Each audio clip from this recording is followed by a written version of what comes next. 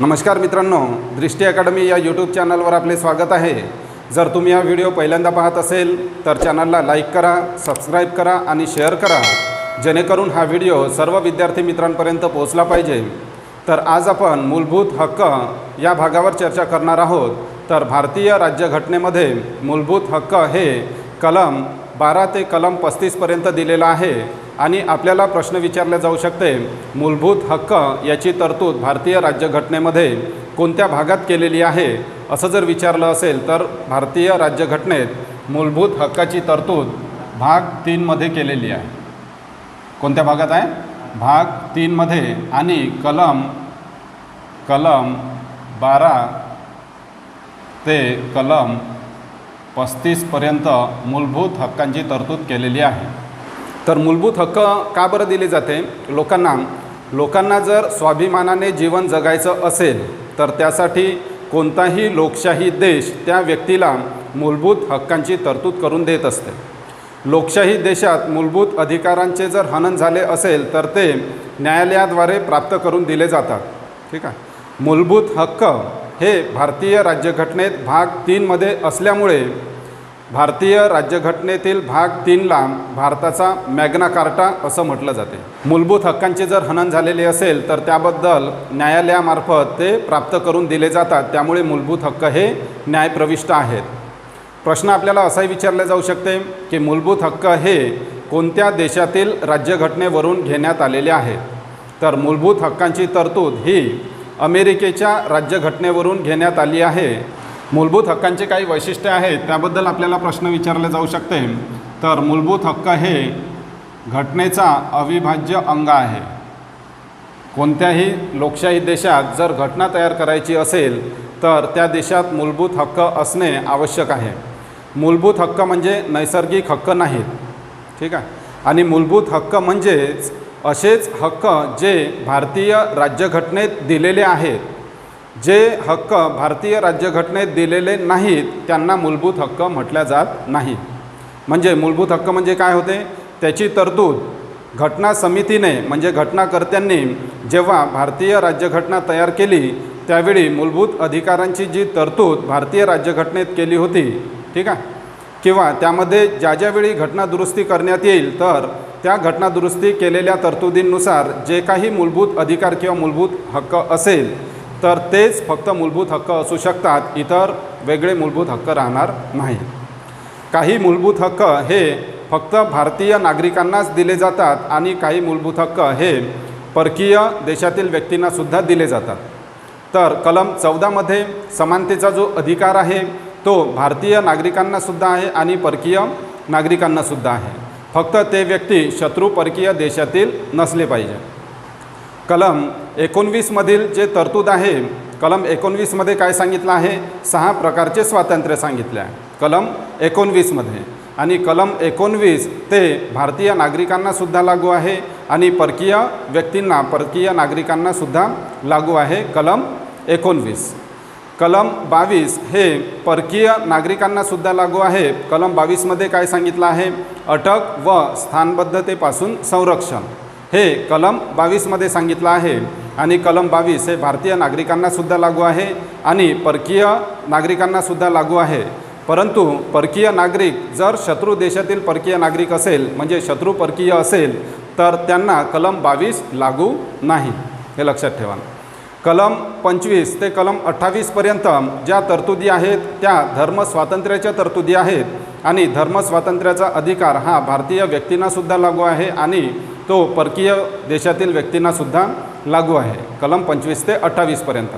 म्हणजे कलम 14, कलम 19, कलम 14, कलम 19, कलम 20, 21, 21A, 22, 23, 24, 25, 26, 27, 28, 29, 30 या कलमापर्यंतच्या ज्या तरतुदी आहेत त्या सर्व तरतुदी परकीय नागरिकांना लागू आहेत। ठीक आहे। त्या भारतीय नागरिकांनासुद्धा लागू आहेत आणि परकीय नागरिकांनासुद्धा लागू आहेत। आणि त्या हा जो भाग आहे कलम 12 ते कलम 35 पर्यंत तो मूलभूत हक्कांवर आधारित आहे आणि कलम 14 ते कलम 32 पर्यंत पूर्ण मूलभूत हक्क दिलेले आहेत। कलम 12 मध्ये मूलभूत हक्क दिलेले नाहीत। कलम 12 मध्ये काय सांगितलं आहे? राज्यसंस्था राज्यसंस्था कशाला म्हटलं जाते ते कलम 12मध्ये सांगितलं आहे. कलम 13मध्ये सांगितलं आहे की न्यायिक पुनर्विलोकन म्हणजे संसदेने किंवा राज्य विधिमंडळाने जर कोणताही कायदा केला असेल तर तो कायदा मूलभूत अधिकाराचं किंवा भारतीय राज्यघटनेच्या संरचनेवर आधारित जर नसेल तर त्याला रद्द करण्याचा अधिकार हा न्यायालयाला असतो, सर्वोच्च न्यायालयाला असतो.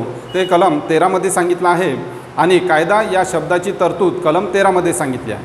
म्हणजेच कलम 12 व कलम 13मध्ये मूलभूत हक्काबद्दल माहिती दिलेली नाही. कलम 14पासून मूलभूत हक्कांची माहिती दिलेली आहे आणि कलम 32पर्यंत मूलभूत हक्कांची माहिती दिलेली आहे. मूलभूत हक्कांमध्ये दुरुस्ती केली जाऊ शकते का? प्रश्न विचारला जाऊ शकते. मूलभूत हक्क हा भारतीय राज्यघटनेचा मूलभूत संरचनेचा महत्त्वाचा भाग आहे. तर मूलभूत हक्कांमध्ये घटना दुरुस्ती करता येते का? 1973मध्ये केशवानंद भारती खटल्यात काय सांगितलं आहे?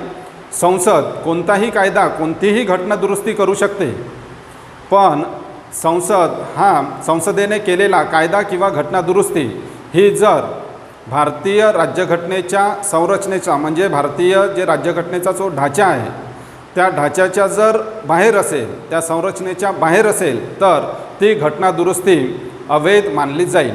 हे कधी सांगितलं? 1973मध्ये केशवानंद भारती खटल्यात सर्वोच्च न्यायालयाने स्पष्ट केलं आहे. मग 1973मध्ये सांगितलं आणि 1978मध्ये घटना दुरुस्ती करण्यात आली. 1978मध्ये घटना दुरुस्ती कितवी घटना दुरुस्ती झाली तर 1978मध्ये 44वी घटना दुरुस्ती करण्यात आली. आणि 44व्या घटना दुरुस्तीनुसार संपत्तीचा अधिकार जो भारतीय राज्यघटनेमध्ये कलम 31मध्ये दिलेला होता तो संपत्तीचा अधिकार काढून त्याला कायदेविषयक अधिकार बनवण्यात आलं आणि तो भारतीय राज्यघटनेमध्ये भाग 12मध्ये कुठे भाग 12मध्ये प्रकरण 4मध्ये कलम 300A मध्ये कायदेविषयक अधिकार म्हणून सामील करण्यात आला. तर कधी करण्यात आला? 1978मध्ये. आणि त्यासाठी घटना दुरुस्ती झाली 44वी घटना दुरुस्ती. तर मूलभूत अधिकारांमध्ये सुद्धा बदल करण्यात येऊ शकते, परंतु जर मूलभूत अधिकारामध्ये किंवा कोणत्याही राज्यघटनेच्या कोणत्याही तरतुदीमध्ये घटना दुरुस्ती केली जात असेल आणि ते जर मूलभूत ढाच्याच्या विरोधात असेल आणि सर्वोच्च न्यायालयाने काय सांगितलं? मूलभूत संरचना ठरवण्याचा अधिकार संसदेला नाही, सर्वोच्च न्यायालय ठरवू शकते की मूलभूत संरचनेमध्ये बदल झाला किंवा नाही. ते सर्वोच्च न्यायालयाचा एक अधिकार आहे. भारतीय राज्यघटनेत कलम 12मध्ये राज्यसंस्थेची तरतूद केली आहे. राज्यसंस्था म्हणजे काय होते तर राज्यसंस्था म्हणजे संसद. राज्यसंस्था म्हणजे काय होते? संसदेचं कोणतंही सभागृह, संसदेचं कोणतं सभागृह म्हणजे लोकसभा किंवा राज्यसभा, संसदेचं कार्यकारी मंडळ तसेच कायदेमंडळ. कार्यकारी मंडळ वेगळं आहे आणि कायदेमंडळ वेगळं आहे. राज्यसंस्थेमध्ये काय सांगितलं आहे की अशी कोणतीही संस्था ज्यामध्ये केंद्र सरकार सामील असते, ज्यामध्ये राज्य सरकार सामील असते, किंवा अशी कोणतीही संस्था ज्याला केंद्र सरकार किंवा राज्य सरकारने वित्त पुरवठा केला असेल, म्हणजे कोणतीही संस्था राहू शकते, जसं LIC आहे, जसं SBI आहे, भारत सरकारची किंवा राज्य सरकारची अशी कोणतीही संस्था किंवा कोणतंही इन्स्टिट्यूशन ज्याला केंद्र सरकारने किंवा राज्य सरकारने काही प्रमाणात किंवा पूर्ण प्रमाणात जर वित्त पुरवठा केलेला असेल त्यावर केंद्र सरकार किंवा राज्य सरकारचा अधिकार अंशतः किंवा पूर्णपणे असेल तर त्या संस्थेला राज्य संस्था असं म्हटलं जाते. राज्य याचा अर्थ देशसुद्धा होते, राज्य याचा अर्थ घटक राज्यसुद्धा होते. राज्य याचा अर्थ केंद्र किंवा राज्य सरकारने वित्त पुरवठा करून कोणतीही संस्था स्थापन केली असेल त्यामध्ये अंशतः किंवा पूर्णतः केंद्र सरकारने किंवा राज्य सरकारने वित्त पुरवठा करून स्थापन केलेली संस्था असेल तर त्याला राज्य संस्था असं म्हटलं जाते. प्रश्न विचारला जाऊ शकतो, राज्य संस्थेत LIC राज्यसंस्था आहे का? असं जर विचारलं असेल तर LIC राज्यसंस्था आहे. सर्वोच्च न्यायालयाने स्पष्ट केलं आहे LIC, SBI या ज्या संस्था आहेत त्या राज्यसंस्था या घटकात येतात. तर हे कलम 12मध्ये दिलेलं आहे. भारतीय राज्यघटनेतील सर्वात महत्त्वाचे कलम आहे कलम 13. कलम 13मध्ये सांगितलं आहे मूलभूत हक्कांशी विसंगत असणारे कायदे जर संसदेने केले असेल तर ते सर्वोच्च न्यायालयाला रद्द करण्याचा अधिकार आहे. हे कुठं सांगितलं आहे? कलम 13मध्ये. कलम 32मध्ये काय सांगितलं आहे की एखाद्या व्यक्तीच्या जर मूलभूत अधिकाराचं जर हनन झालं असेल तर तो डायरेक्ट सर्वोच्च न्यायालयात जाऊ शकतो. आणि नेहमी लक्षात ठेवाल, तो कलम 32नुसार सर्वोच्च न्यायालयात जाऊ शकतो आणि कलम 226नुसार उच्च न्यायालयात जाऊ शकतो. परंतु कलम 32नुसार जर तो सर्वोच्च न्यायालयात जात असेल तर तो मूलभूत अधिकार आहे. कारण कलम 32 कशात येते? मूलभूत हक्कात येते. आणि कलम 226नुसार जर तो उच्च न्यायालयात जात असेल तर तो मूलभूत हक्क, मूलभूत अधिकार नाही. कलम 13मध्ये काय सांगितलं आहे? मूलभूत हक्कांवरील विसंगत असलेले कायदे जर संसदेने तयार केलेले असेल तर ते रद्द करण्याचा अधिकार हा सर्वोच्च न्यायालयाला आहे. मग कायदा म्हणजे काय होते? तर कायदा म्हणजे संसदेने एखादी विधेयक पारित केलं असेल, संसदेच्या लोकसभा किंवा राज्यसभा या सभागृहातून एखादी विधेयक पारित झालं, त्याच्यावर राष्ट्रपतींनी सही केली तर त्यालासुद्धा कायदा असं म्हटलं जाते. तो संसदेचा कायदा असते. एखादी राज्य विधिमंडळाने कोणतंही विधेयक पारित केलं असेल, म्हणजे विधानसभा किंवा विधानसभेने एखादी विधानसभा किंवा विधान परिषदेने एखादी विधेयक पारित केलं असेल आणि त्याच्यावर राज्यपालांनी सही केली असेल तर तो राज्य विधिमंडळाचा कायदा होते. एखादी अध्यादेश, ज्यावेळी संसदेचं कोणतंही अधिवेशन सुरू नसते त्यावेळी राष्ट्रपतींना अध्यादेश काढण्याचा अधिकार असतो, तर अध्यादेश हा सुद्धा एक कायदा असते. किंवा राष्ट्रपतींनी काढलेला कोणताही अधिनियम किंवा कोणताही नियम किंवा कोणताही नोटिफिकेशन किंवा कोणताही पोटनियम हा याला कायदा असं म्हटलं जाते. तर अशा प्रकारचे जर कोणताही कायदा जर तयार केला जात असेल, तो संसदेने तयार केलेला कायदा असो, तो राज्य विधिमंडळाने तयार केलेला कायदा असो, किंवा तो एखादी अध्यादेश असो, किंवा तो एखादी नियम, पोटनियम किंवा एखादी नोटिफिकेशन असो, तर त्या नोटिफिकेशन किंवा त्यामध्ये जर एखाद्या व्यक्तीचं किंवा एखाद्या राज्यसंस्थेचं किंवा एखाद्या संस्थेचं जर मूलभूत हक्कांचं जर हनन झालेलं असेल कायद्यानुसार, म्हणजे कायद्यामध्ये सगळ्या गोष्टी येतात, तर त्यामध्ये जर एखाद्या व्यक्तीचं किंवा एखाद्या संस्थेचं मूलभूत हक्कांचं हनन झालेलं असेल तर त्याविरुद्ध याचिका दाखल केली जाऊ शकते. तर हे कलम 13मध्ये सांगितलेलं आहे. भारतीय राज्यघटनेत ठीक आहे किती प्रकारचे मूलभूत अधिकार दिले जातात? तर भारतीय राज्यघटनेत 6 मूलभूत अधिकार आहे. जेव्हा भारतीय राज्यघटना तयार करण्यात आली तेव्हा मूलभूत अधिकार किती होते? 7 होते.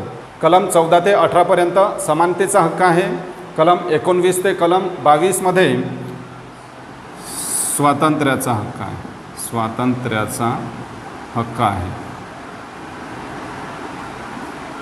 कलम 23 व कलम 24मध्ये शोषणाविरुद्धचा हक्क आहे. शोषणाविरुद्धचा हक्क. कलम 25 ते 28मध्ये धर्मस्वातंत्र्याचा हक्क आहे. धर्मस्वातंत्र्याचा हक्क आहे. आणि कलम 29 व 30मध्ये संस्कृती व शिक्षणाचा हक्क आहे. संस्कृती व शिक्षणाचा हक्क म्हणजे काय होते? तर कोणत्याही संस्कृती व शिक्षणाचा हक्क म्हणजे काय होते? तर भारत देशात जे अल्पसंख्याक असेल, भारत देशात जे अल्पसंख्याक असेल तर त्यांच्या संस्कृतीचा, त्यांची संस्कृती त्यांना शाबूत ठेवण्याचा अधिकार आहे. कलम 29नुसार. कलम 30नुसार जे अल्पसंख्याक असेल तर त्यांच्या धर्माचं शिक्षण देण्याचा अधिकार त्यांना त्यांच्या संस्थेत आहे. ते कलम 30मध्ये दिलेलं आहे. ठीक आहे. कलम 31 रद्द करण्यात आलं. आता भारतीय राज्यघटनेत कलम 31 नाही. कलम 31मध्ये काय होतं? संपत्तीचा अधिकार होता. संपत्तीचा अधिकार होता. आता नाही आहे. ठीक आहे. आता कुठं आहे ते? 300A मध्ये त्याला कायदेविषयक अधिकार म्हणून सामील करण्यात आला. कलम 32मध्ये काय आहे? घटनात्मक उपाययोजनांचा अधिकार. घटनात्मक उपाययोजनांचा हक्क. तर हे असंही आपल्याला विचारलं जाऊ शकते सिक्वेन्स दिलेला राहील. कलम 14 ते 18मध्ये काय दिलेलं आहे? समानतेचा अधिकार. कलम 19 ते 22मध्ये स्वातंत्र्याचा अधिकार. कलम 23 व 24मध्ये शोषणाविरुद्ध, शोषण जर झालं असेल तर त्याच्या विरुद्ध अधिकार. कलम 25 ते 28मध्ये धर्म स्वातंत्र्याचा अधिकार. कलम 29 व 30मध्ये शिक्षण किंवा संस्कृती व शिक्षण याचा अधिकार. संस्कृती व शिक्षण याचा अधिकार म्हणजे अल्पसंख्याकांना त्यांची संस्कृती जतन करण्याचा अधिकार किंवा त्यांना त्यांनी स्थापन केलेल्या, अल्पसंख्याकांनी स्थापन केलेल्या शाळेत त्यांनी शिक्षण देण्याचा अधिकार हा कलम 29 व 30मध्ये दिलेला आहे. कलम 31मध्ये संपत्तीचा अधिकार होता, जो काढून त्याला कायदेविषयक अधिकार बनवण्यात आलं आणि तो राज्यघटनेच्या भाग 12मध्ये प्रकरण 4मध्ये कलम 300A मध्ये सामील करून त्याला कायदेविषयक अधिकार बनवण्यात आला. कलम 32मध्ये काय दिलं आहे? घटनात्मक उपाययोजनांचा अधिकार हा कलम 32मध्ये दिलेला आहे. तर आज आपण चर्चा करणार आहोत समानतेचा अधिकार. कलम 14मध्ये सांगितलं आहे कायद्यासमोर समानता. कलम 14मध्ये काय सांगितलं? कायद्यासमोर समानता आणि कायद्याचे समान संरक्षण याची तरतूद भारतीय राज्यघटनेच्या कलम 14मध्ये केलेली आहे. कायद्यासमोर समानता हे ब्रिटन या देशाच्या राज्यघटनेवरून घेण्यात आलं आणि कायद्याचे समान संरक्षण हे अमेरिकेच्या राज्यघटनेवरून घेण्यात आलं. कायद्यासमोर समानता ही नकारात्मक कल्पना आहे आणि कायद्याचे समान संरक्षण ही सकारात्मक कल्पना आहे. प्रश्न विचारला जाऊ शकते, कायद्यासमोर समानता हे सकारात्मक आहे की नकारात्मक आहे? तर कायद्यासमोर समानता हे नकारात्मक आहे, कारण राज्यसंस्थेला त्यावर प्रतिबंध घालण्यात आलेले आहे. राज्यसंस्था असा कोणताही कायदा करू शकत नाही जो मूलभूत अधिकारांचं हनन करत असेल. तर राज्यसंस्थेवर असे कायदे करण्यावर प्रतिबंध घालण्यात आला आहे. त्यामुळे कायद्यासमोर समानता ही नकारात्मक संकल्पना आहे आणि कायद्याचे समान संरक्षण ही सकारात्मक संकल्पना आहे. ठीक आहे. कायद्यासमोर समानता म्हणजे काय होते की एखादी व्यक्ती गरीब असो, श्रीमंत असो, एखादी व्यक्ती उच्च असो, नीच असो, एखादी व्यक्ती कोणत्याही सरकारी पदावर असो किंवा कोणत्याही खाजगी पदावर असो, जेव्हा कायद्याची तरतूद केली जाईल, जेव्हा सर्वोच्च न्यायालय किंवा न्यायालयाला निर्णय द्यायचा राहील, तेव्हा कोणताही भेदभाव केला जाणार नाही. सर्व व्यक्ती हे कायद्यासमोर समान आहेत. ठीक आहे. परंतु कायद्यासमोर समानता जेव्हा आपण म्हणतो तर कायद्यासमोर समानतेला काही अपवाद आहेत. काही अपवाद म्हणजे काय? तर राष्ट्रपती, राज्यपाल. कलम 361मध्ये सांगितलं आहे राष्ट्रपती किंवा राज्यपाल यांनी त्यांच्या कार्यकाळामध्ये जे काही कार्य केलेलं असेल, ठीक आहे, राष्ट्रपती त्यांनी जर कार्यकाळ सुरू केला आणि राष्ट्रपतीच्या नावानेच सगळा देश चालतो. एखादी कोणत्याही देशासोबत जर परराष्ट्र संबंध स्थापन करायचे असेल किंवा एखादी कायदा तयार करायचा असेल तर त्या प्रत्येक ठिकाणी राष्ट्रपतीची सही असते. किंवा राज्यात जर एखादी कोणताही कायदा तयार करायचा असेल तर त्या प्रत्येक ठिकाणी राज्यपालांची सही असते. राष्ट्रपती किंवा राज्यपाल यांनी त्यांच्या कार्यकाळाच्या वेळी कोणतीही तरतूद केली असेल किंवा कोणतेही कार्य केले असेल तर त्याबद्दल न्यायालयात खटला दाखल केला जाऊ शकत नाही. म्हणजे त्यांनी कोणतंही कार्य केलं असेल कलम 361 अंतर्गत त्यांना तो अधिकार आहे. म्हणजे इथे त्यांना एक विशेष अधिकार दिलेला आहे, विशेष वागणूक दिलेली आहे. कोणाला?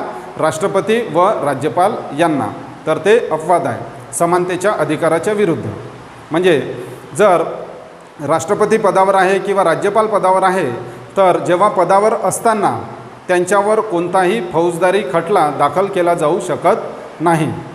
जर राष्ट्रपती किंवा राज्यपाल यांच्यावर जर एखादी दिवाणी खटला दाखल करायचा असेल तर त्यांना 2 महिन्याचा अगोदर सूचना द्यावी लागते. म्हणजे राष्ट्रपती असो की राज्यपाल असो, त्यांच्यावर जर त्यांच्या व्यक्तिगत कारणामुळे जर दिवाणी खटला जर चालवायचा असेल तर त्याबद्दल त्यांना अगोदर 2 महिन्या अगोदर सूचना द्यावी लागते. राष्ट्रपतीचा महाभियोग हा कलम 61मध्ये दिलेला आहे.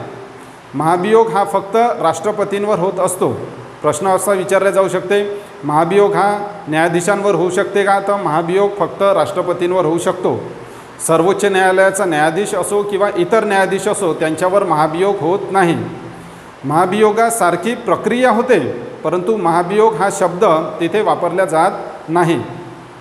महाभियोगाची तरतूद राज्यघटनेत कलम 61 मध्ये दिलेली आहे आणि जेव्हा राष्ट्रपतीवर महाभियोगाचा प्रस्ताव केला जात असेल तर त्यांनी जे काही कार्य केलं असेल तर ते कार्य तपासल्या जाऊ शकते.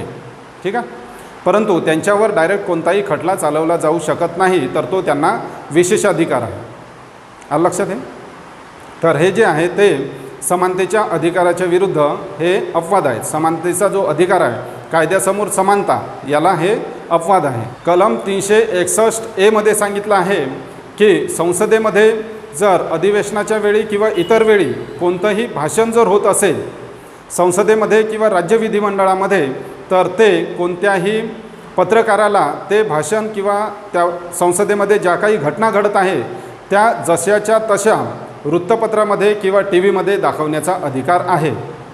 त्यांच्या विरुद्ध कोणत्याही न्यायालयात खटला दाखल केला जाऊ शकत नाही. राज्य विधिमंडळामध्ये जसं विधानसभा किंवा विधान परिषदेमध्ये कोणतंही कार्य, म्हणजे विधानसभा किंवा विधान परिषदेमध्ये जर अधिवेशन होत असेल तर त्या अधिवेशनात कोणकोणत्या गोष्टी घडत आहे तर त्यावेळी पत्रकार तर ते कोणत्याही वृत्तपत्रामध्ये पब्लिश करू शकतात किंवा ज्या घटना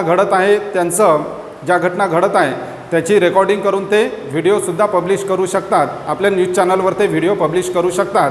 तर त्याबद्दल त्यांच्यावर खटला चालत नाही. आलं लक्षात.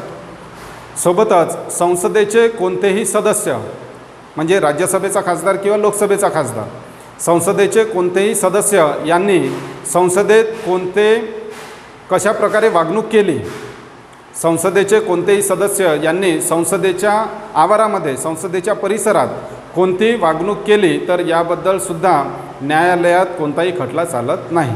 तर तो त्यांचा अधिकार असते. समानतेच्या अधिकाराच्या विरुद्ध अपवाद आहे.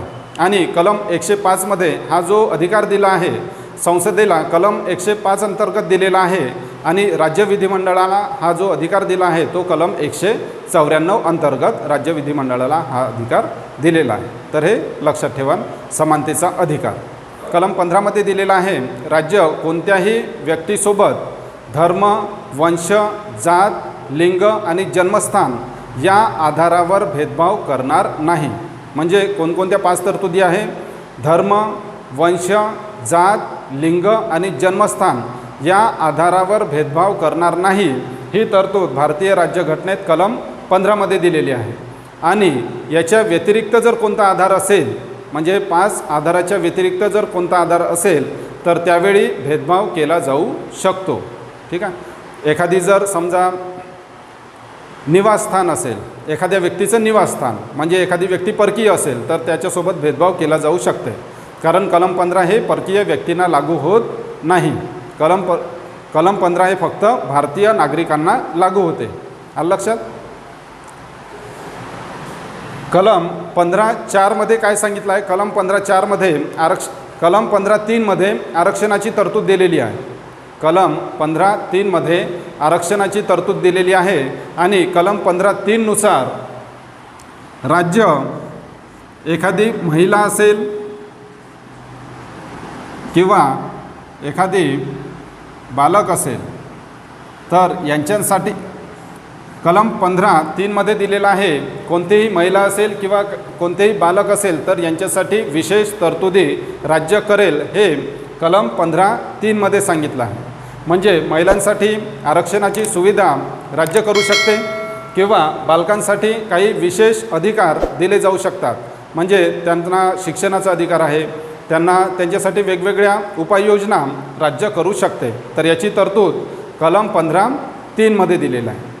आणि कलम 15(4) मध्ये सांगितलं आहे, संसद किंवा राज्य कोणताही कायदा करेल त्यावेळी जर सामाजिक आणि शैक्षणिक मागास प्रवर्ग जर असेल, कोणता प्रवर्ग? सामाजिक आणि शैक्षणिक मागास प्रवर्ग असेल किंवा तो अनुसूचित जाती किंवा अनुसूचित जमातीचा व्यक्ती असेल तर त्यांच्या शिक्षणासाठी राज्य विशेष उपाययोजना करेल, हे कलम 15(4) मध्ये सांगितलं आहे. आणि 2005 मध्ये मनमोहन सिंग सरकार होतं आणि 2005 मध्ये 96वी घटना दुरुस्ती करण्यात आली 2005 मध्ये. आणि त्या घटना दुरुस्तीनुसार कोणत्याही उच्च शिक्षण संस्था असेल, कोणती उच्च शिक्षण संस्था म्हणजे IIT असेल, IIT म्हणजे काय होते, इंडियन इन्स्टिट्यूट ऑफ टेक्नॉलॉजी, किंवा IIM असेल म्हणजे इंडियन इन्स्टिट्यूट ऑफ मॅनेजमेंट, आणि एम्स असेल, एम्स म्हणजे all India institute of medical science, या ज्या केंद्र सरकारच्या ज्या उच्च शिक्षण संस्था आहेत, तर या उच्च शिक्षण संस्थांमध्ये सुद्धा अनुसूचित जाती, अनुसूचित जमाती आणि इतर मागासवर्गीय म्हणजेच OBC यांना आरक्षण देण्यात येईल. तर या शिक्षण संस्थांमध्ये अनुसूचित जातीला जे आरक्षण दिलं जाते तर ते केंद्र सरकारचं आरक्षण असते 15%. ठीक आहे. आणि अनुसूचित जमातीला जे आरक्षण दिलं जाते तर ते केंद्र सरकारचं आरक्षण असते 7.5%. या शैक्षणिक संस्थांमध्ये ज्या उच्च शैक्षणिक संस्था आहेत त्यामध्ये 15% अनुसूचित जातीला, 7.5% अनुसूचित जमातीला आणि 27% OBCंना आरक्षण हे दिलं जाते. आणि ते सर्वोच्च न्यायालयाने 2008मध्ये वैध ठरवलेलं आहे. ठीक आहे. हे जे आरक्षण आहे ते उच्च शिक्षण संस्थांमधील जे आरक्षण आहे ते सर्वोच्च न्यायालयाने 2008मध्ये वैध ठरवलेलं आहे. हे माहिती लक्षात ठेवा. कलम 15(4) हे सांगितलं आहे. कलम 16 सांगितलं आहे रोजगारात समान संधी. रोजगारात समान संधी. कलम 16 सांगितलं आहे रोजगारात समान संधी. ज्यावेळी केंद्र सरकार किंवा राज्य सरकारचा कोणताही रोजगार असेल तर त्यावेळी कोणत्याही व्यक्तीसोबत धर्म, वंश, जात, लिंग, जन्मस्थान, कुळ आणि निवास या 7 आधारावर भेदभाव केला जाणार नाही. कलम 15 आपण का पाहिलं, 5 आधारावर भेदभाव केला जाणार नाही.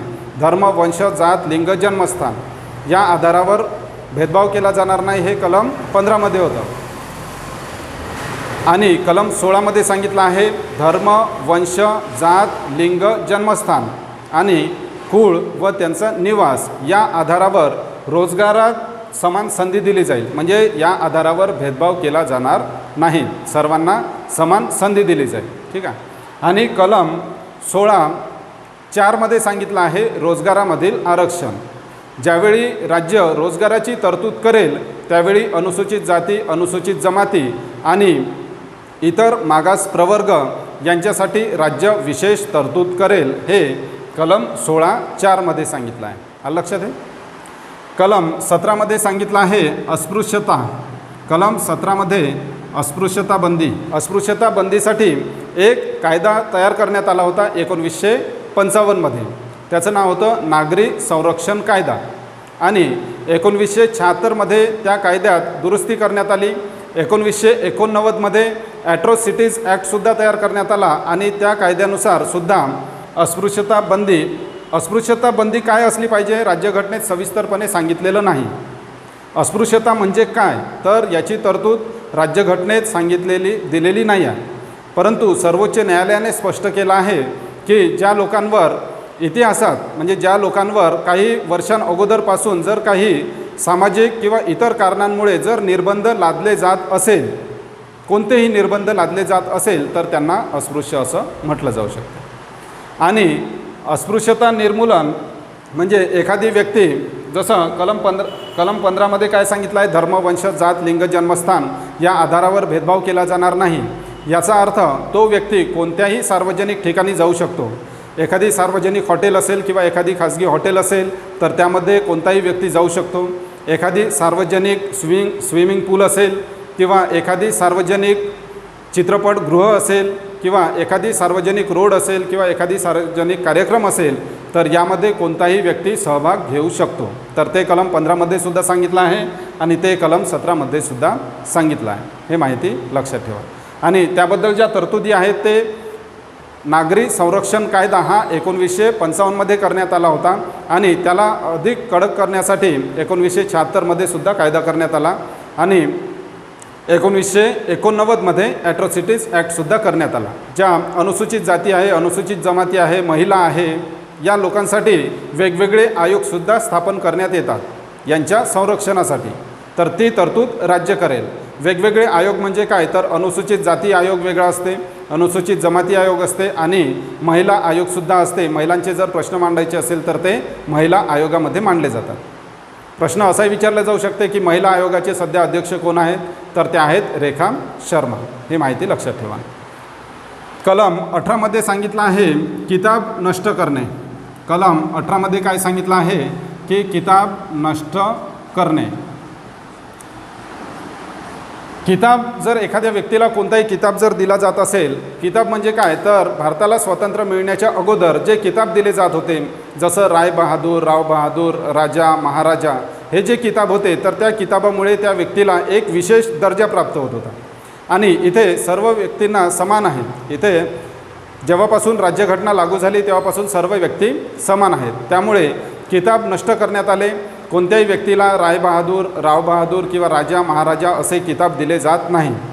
परंतु जर एखादी लष्करी किताब असेल, जसं परमवीर चक्र आहे, वीर चक्र आहे, महावीर चक्र आहे, तर तो किताब दिला जाते. जर एखादी शैक्षणिक किताब असेल तर तो किताब त्यांना दिला जातो. किताब नष्ट करणे हे जरी समानतेचा अधिकार असला तरी एखाद्या व्यक्तीच्या गुणवत्तेचा आदर करणे ही एक चांगली गोष्ट आहे. ते मिलिटरीमध्ये असतात तर त्यांना परमवीर चक्र, महावीर चक्र असे जे पुरस्कार दिले जातात तर ते याला अपवाद आहे. म्हणजे किताब नष्ट करणे याला अपवाद आहे. त्यानंतर जर भारत सरकार कोणकोणते पुरस्कार देत असते, भारतरत्न, पद्मभूषण, पद्मविभूषण आणि पद्मश्री हे जे पुरस्कार दिले जातात तर ते पुरस्कार कोणत्याही व्यक्तीला मिळू शकतात. परंतु ते पुरस्कार त्यांच्या नावाच्या अगोदर लावण्यास सर्वोच्च न्यायालयाने बंदी घातलेली आहे. तर कलम 18मध्ये काय सांगितलं आहे, किताब नष्ट करणे हे कलम 18मध्ये सांगितलं आहे. तर कलम 14 ते 18 आलं लक्षात. कलम 14मध्ये काय सांगितलं आहे, कायद्यासमोर समानता आणि कायद्याचे समान संरक्षण हे कलम 14मध्ये सांगितलं आहे. कलम 15मध्ये सांगितलं आहे धर्म, वंश, जात, लिंग, जन्मस्थान या आधारावर भेदभाव केला जाणार नाही. त्यामध्ये शैक्षणिक आरक्षणाची तरतूद कलम 15(4) दिलेली आहे. कलम 15(3) सांगितलं आहे महिलांसाठी आणि बालकांसाठी विशेष अधिकार दिले जाईल. कलम 16 सांगितलं आहे रोजगारामध्ये समान संधी. ज्यावेळी रोजगार दिला जाईल त्यावेळी धर्म, वंश, जात, लिंग, जन्मस्थान, कुळ आणि निवास या 7 आधारावर भेदभाव केला जाणार नाही. हे कलम 16 सांगितलं आहे. कलम 17 सांगितलं आहे अस्पृश्यता बंदी. कलम 18 सांगितलं आहे किताब नष्ट करणे. तर हे जे सगळे आहेत तर ते समानतेचा अधिकार आहे. आज आपण समानतेच्या अधिकाराबद्दल माहिती घेतलेली आहे. जर तुम्ही हा व्हिडिओ पहिल्यांदा पाहत असेल तर चॅनलला लाईक करा, सबस्क्राईब करा आणि शेअर करा, जेणेकरून हा व्हिडिओ सर्व विद्यार्थी मित्रांपर्यंत पोहोचला पाहिजे. धन्यवाद मित्रांनो.